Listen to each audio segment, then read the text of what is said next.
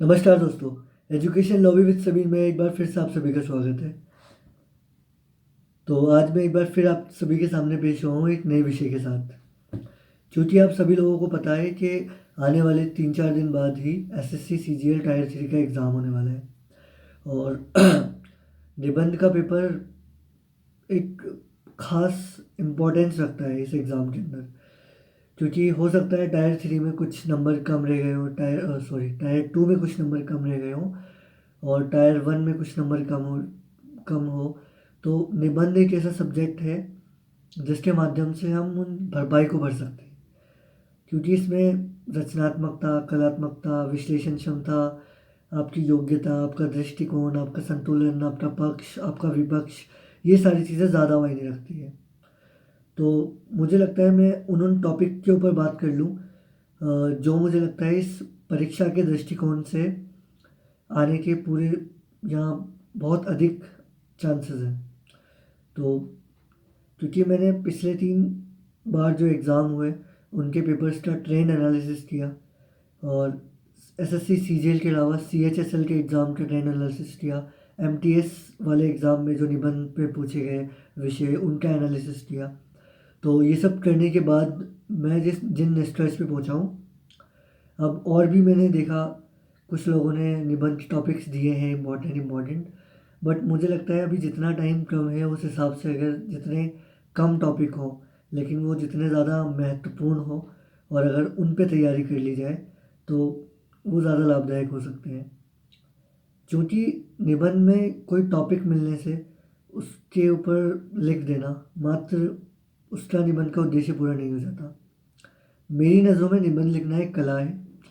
फिर चाहे वो कोई से भी विषय पे आ जाए, कोई से भी मुद्दे पे आ जाए या कोई सी भी घटना पे आ जाए, तो अगर वो कला आपके अंदर विकसित हो जाती है तो आप अच्छे से निबंध लिख पाते हैं।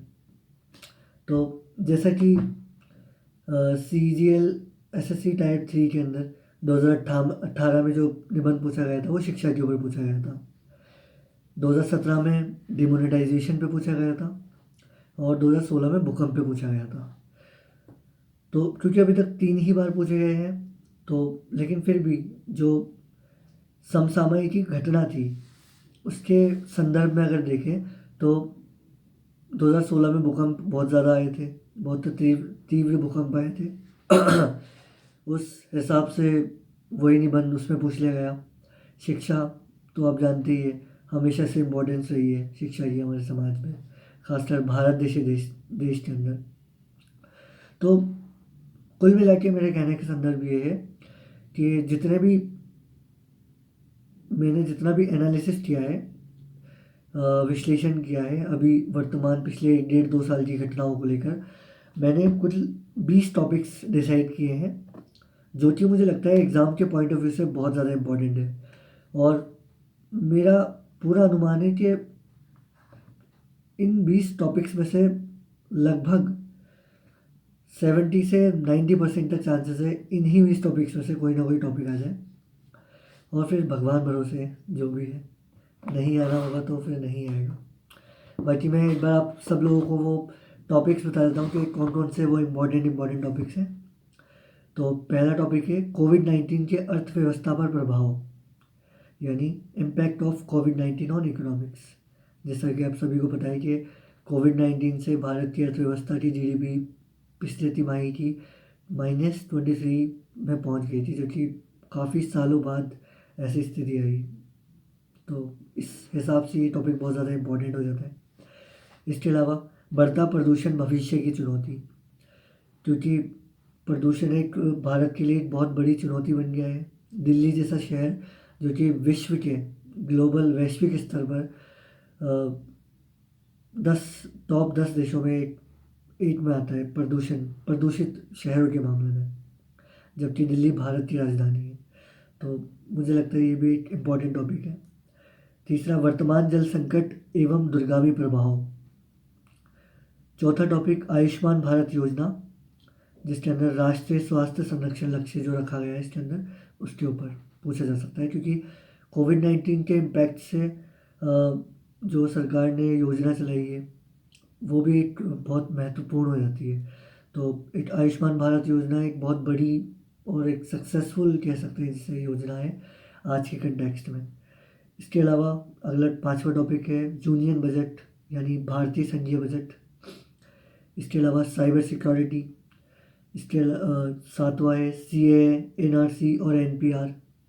8वां टॉपिक है एजुकेशन एंड हेल्थ इम्पोर्टेंस या फिर न्यू नेशनल एजुकेशन पॉलिसी जो भी हाल ही में आई है, हमारी राष्ट्रीय शिक्षा नीति। इसके अलावा 9वें नंबर पे है बेरोजगारी की चरम अवस्था, कारण और उसके समाधान। 10वां टॉपिक है जलवायु परिवर्तन। 11वां टॉपिक है महिला सुरक्षा एवं सशक्तिकरण की चुनौतियाँ। 12वां टॉपिक है डिजिटल इंडिया। 13वां टॉपिक है ट्रिपल तलाक। 14वां टॉपिक है पॉवर्टी यानी गरीबी। 15वां टॉपिक है चक्रवात या फिर बाढ़ जिसे आपदा कह सकते हैं। 16वां टॉपिक है अगले जो 5 टॉपिक्स हैं वो सरकार की योजनाओं पे से पूछे जा सकते हैं।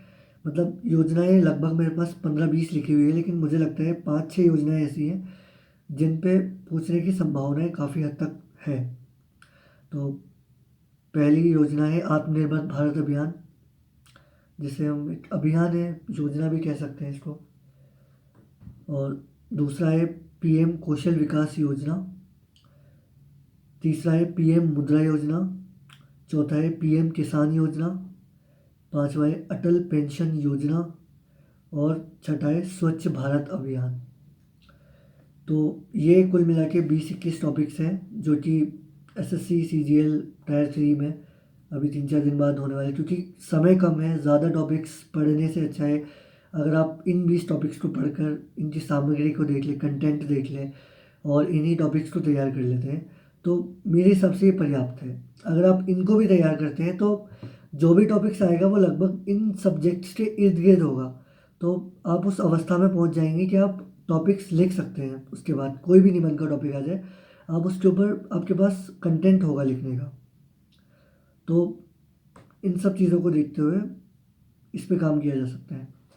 और इसके अलावा अगर आपको निबंध से संबंधित कोई भी सुझाव चाहिए, कुछ भी आपको पूछना है, कोई भी दुविधा हो, कोई भी समस्या हो, तो आप मुझे कमेंट बॉक्स में बता सकते हैं। आप चाहेंगे तो मैं निबंध पे एक या 2 क्लास के अंदर पूरा निबंध का स्ट्रक्चर आपको बता दूंगा कि निबंध की शुरुआत कैसे करें, भूमिका कैसे लिखें, मेन बॉडी कैसे लिखें, निष्कर्ष कैसे लिखें, कैसे 5 अलग अलग तरीक़ों की भूमिकाएं, क्योंकि सबसे बड़ी प्रॉब्लम होती है निबंध को शुरू कैसे करें। तो वहाँ से लेके मेन बॉडी में मतलब इतना सारा कंटेक्स्ट हो जाएगा आपके पास कि शायद शब्द ज़्यादा हो जाएंगे और आपके पास कंटेंट ज़्यादा हो जाएगा, शब्द बस आपको उसके अंदर समेटना होगा। तो आप बता दीजिए। इसके अलावा जैसा भी हो कमेंट कर दीजिए, शेयर कर दीजिए सब लोगों को, क्योंकि एग्ज़ाम में 2-3 दिन बचे हैं। तो मुझे लगता है ये चीज़ इम्पॉर्टेंट है आप लोगों के लिए। मेरा इसमें फ़र्ज़ बनता है कि मैं हेल्प करूं। और मेरे 2-3 स्टूडेंट्स और भी हैं जो इस चीज़ की तैयारी कर रहे हैं, तो मुझे उम्मीद है कि आप लोगों का भी अच्छा परिणाम रहे, जो भी लोग बैठ रहे हैं SSC टायर 3 के अंदर। और कोई भी हो समस्या तो आप मुझे बता सकते हैं, ठीक है। बाकी शेयर कर दीजिएगा सब लोगों को, सब्सक्राइब, लाइक एंड जो भी आप करना चाहें, ठीक है। Thank you.